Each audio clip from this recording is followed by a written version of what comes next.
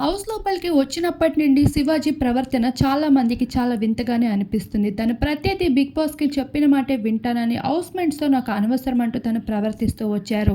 కారణం లేని నామినేషన్స్‌తో ఏంటో పిచ్చి పిచ్చిగా నామినేట్ చేస్తున్నారు అంటూ ఇప్పటికే శివాజీ అయితే రెచ్చిపోతూ కనిపించారు.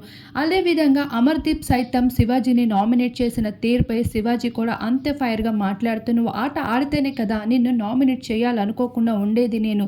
మొదటగా నువ్వు ఆట ఆడు" అని అమర్‌దీప్‌కి సైతం సూటిగా సమాధానం చెప్తారు.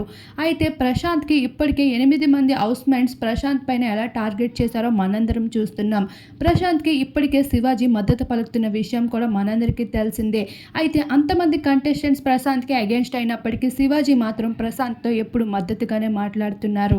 ఇకపోతే ప్రశాంత్‌పై శివాజీ మద్దతుగా మాట్లాడుతున్నాడని తెలిసి హౌస్‌మేట్స్ అందరూ శివాజీ పైన ఫైర్‌లో కనిపిస్తూ ఉన్నారు. ఎవరని అనుకున్నా ఏం చేసినా నేను మాత్రం ఎవరి మాట పట్టించుకోను. I don't care. నేను బిగ్ బాస్ మాట వినడానికే వచ్చాను అంటూ శివాజీ సైతం అంతే ఘాటుగా స్పందిస్తున్నాడు.